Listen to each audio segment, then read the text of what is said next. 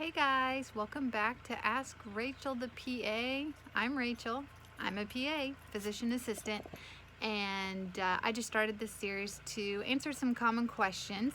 And today's question is actually going to feed a little bit off of last week's question, or part of one of them. Last week I talked about should you get a PSA, which is a prostate cancer screening test, a blood test that can be done in the office. So we had a little discussion about that. Ironically, this week I have a family member who had the test done and found out that his results were elevated, and so was pretty upset and immediately thought the worst, that he must have cancer because that number was above the normal range. So thankfully I was able to spend some time and walk through what this means and what's going to happen next. So I thought this is kind of perfect to go along with last week's question. So let's say you decided you wanted to get the PSA drawn and you get your results and they're abnormal, they're elevated. So what happens next? You know, we already talked that an elevated PSA does not mean necessarily that you have prostate cancer.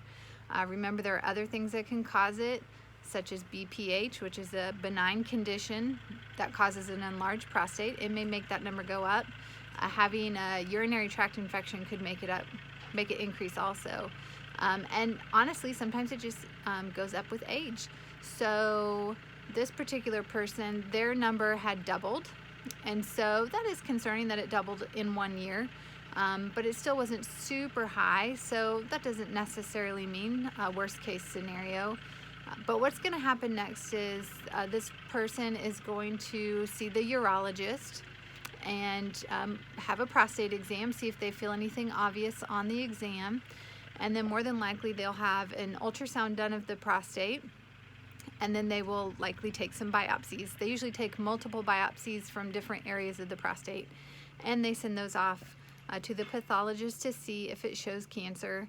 And if it does, then there are many different ways to treat prostate cancer, and so this person would have multiple options to talk through on what each treatment would look like, what the risks and the side effects could be. And in all honesty, I think we mentioned this in the last video, is even if a man is diagnosed with prostate cancer, that doesn't necessarily mean that it has to be treated. And that's because a lot of prostate cancers are very slow growing, and the treatment can sometimes be worse than the cancer itself, which means, you know, this cancer could have been found on a lab test and the person has no symptoms, and it may take 20 years before that cancer were to spread outside the prostate or cause major issues. I mean, we just don't know. There are some aggressive prostate cancers that don't take that long to grow, but there's certainly a number that are slow growing. And so for that person, if it's going to be a slow growing cancer, do they want to go through the side effects of the different procedures that we can do to help with the cancer? And, you know, that's something to definitely talk through and think about before you know, let's say you decide just take out the prostate. They can do that, but that comes along with side effects like incontinence and erectile dysfunction. And so that's a pretty major decision to make. So that's today's question. Who knew we'd be getting into these personal things? But that is just what happened today, is a family member had an elevated PSA, and I just wanted to talk about what are the next steps once you get the PSA, what happens next. So ties into last week.